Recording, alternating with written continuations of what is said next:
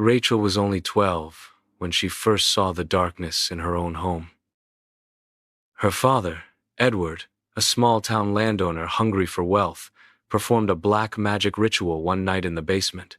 A dusty old book lay open, black candles burned around it, and in the center lay the body of a freshly slaughtered rooster.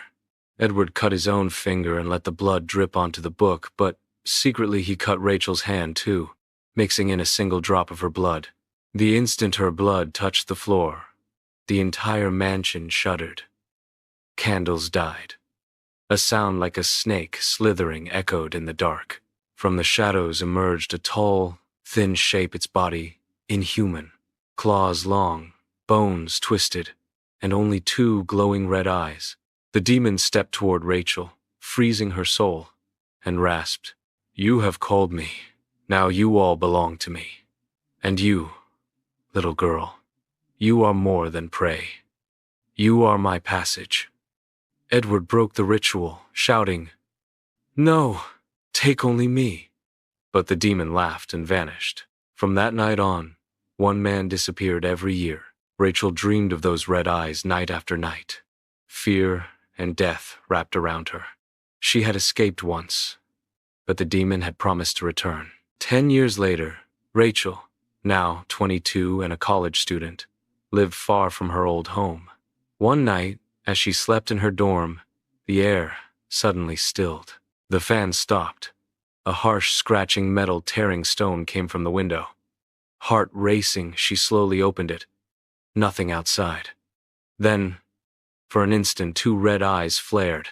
The air froze. A cold breath whispered by her ear, "I'm back." She slammed the window and screamed. But when she turned toward the mirror, her reflection smiled, its eyes glowing red. Message in blood, morning. At the dorm door, Rachel's blood ran cold. On the corridor wall, written in dripping crimson, "You can't escape twice." Blood dripped from every letter, stinking of fresh murder. Students screamed, but when the warden arrived, the wall was clean. No one else had seen it. Back in her room, she faced the mirror, her own face blurred, and blood-red lines slowly carved across it. The reflection stared back and said, "You're just an empty shell. Your soul is mine." It laughed. Rachel smashed the glass, but from inside came a single choking scream, as if a neck snapped. The hunt had begun, the bargain revealed. That night Rachel dreamed of the old mansion. Endless dark halls, portraits with gouged faces, their eyes glowing red. A door creaked open into a study. On a desk lay a small box. Inside a diary, her father's. The yellowed pages were written in dark red ink, as if in blood. "I called him for wealth, for life, for our bloodline. He asked only a drop of blood. I gave him my daughter Rachel's. That was merely the beginning. Now my family belongs to him forever." Rachel's hands trembled. Her father had sacrificed her. At the bottom, a final line shimmered. "He will return when your breath is weakest." A blood-red hand burst from the diary and gripped her throat. A hiss in her ear. "The time has come. I've come to claim what's mine." She woke in her dorm. But the diary lay on her bed, fresh blood dripping from it. Possessed Rachel left the dorm to visit her younger sister Anna, hoping for comfort. At first, Anna seemed normal, laughing, teasing. Yet her eyes were disturbingly deep and black, like a bottomless well. That night, Rachel awoke to find Anna sitting rigid on the bed, neck tilted, a strange smile curling her lips. Anna spoke in two voices, a young girl's and a guttural man's. "You thought you escaped. I tasted your blood long ago, Rachel. Anna is only a shell. She is mine." Rachel grabbed her sister's hand. It was icy. Anna's eyes flashed red and her head twisted with a crack. She lunged, squeezing Rachel's throat. Only one phrase hissed from Anna's mouth. "With your blood, I opened the next door." The lights died. On the wall, glowing in blood. One by one, they will fall. The bloody right morning. Anna looked perfectly normal again, but dried blood still stained the sheets. Outside, neighbors whispered of a beast found nearby, its bones intact but flesh, blood, and soul gone. The demon's sign. Rachel opened the diary. The next page surfaced on its own, letters rising like smoke. 3 drops of blood are needed. 1 of an innocent. 1 of your own blood. The 3rd of the soul that first defied me. The 1st drop. The animal. The 2nd. Anna. The 3rd. Herself. That night, Anna slipped into the old basement.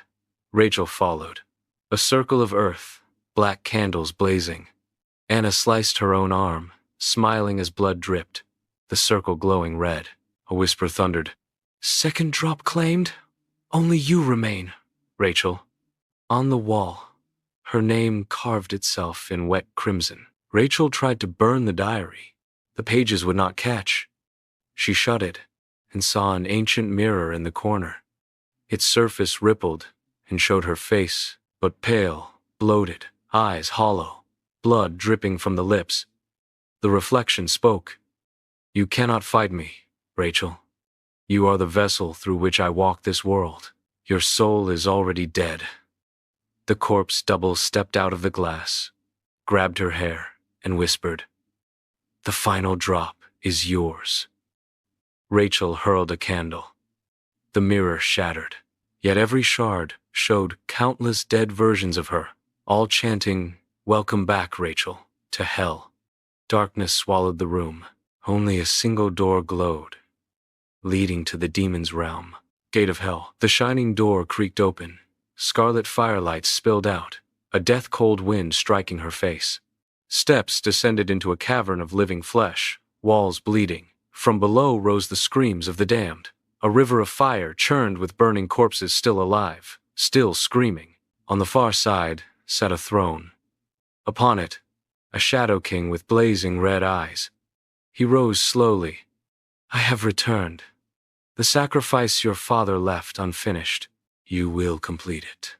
Behind him stood Anna, fully possessed. She slit her palm, letting blood fall into the fiery river, which flared higher. The time for the 3rd drop had come. The demon advanced. On the cavern wall, in blood. Once you enter, you never leave. Rachel retreated as the ground shook with each of the demon's steps. Frost-sharp air pierced her lungs. He raised a hand. The walls cracked open, spilling the corpses of her ancestors. Faces melted, eyes empty, mouths chanting, Our final drop is you. Her mind filled with a memory, herself as a little girl with her father. He smiled, then slit her throat and poured the blood into a black cauldron. The demon's voice slithered through her thoughts. I will break your soul. When you surrender yourself, my gate will open. Invisible cords lifted her, stretching her body like a puppet. Blood floated upward, writing on the wall. 3rd drop is coming. Her scream rattled the river of fire. But deep inside, a faint voice urged, Fight. Or not only you but your entire bloodline will burn. Barely breathing, Rachel recalled a childhood prayer her mother once whispered, an ancient phrase against darkness. Light never bows to shadow. She shouted it. The cavern quaked. The fiery river dimmed. The demon roared, a chorus of 1,000 screams. You think you can stop me?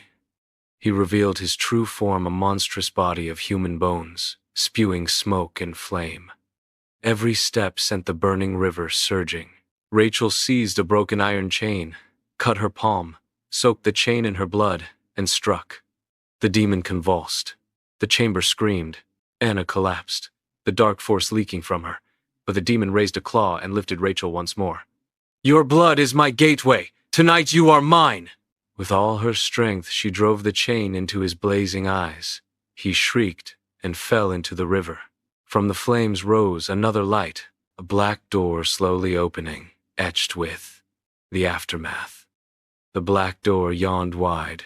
A storm of darkness devoured everything. Rachel, save me! Anna screamed. Rachel gripped the chain and pressed her own blood against the door, sealing it. The gate began to close, but a burning force surged into her body, searing from within. A whisper coiled in her mind. "You are not just a seal. You are my chosen." Anna lay unconscious. The demon sank into the river, seemingly destroyed, but a faint smile lingered on his face, as if a final move had been played. Rachel carried her sister out. Morning light bathed the old mansion. Peace, or so it seemed. In a shard of broken glass, her reflection stared back, eyes now glowing red. The demon's smile curved her lips. Softly she said, "The doorway is closed, but I have become a new door." Outside, the dogs began to howl. The sky darkened, and far away, a whisper echoed. "The devil never leaves. He only changes his face."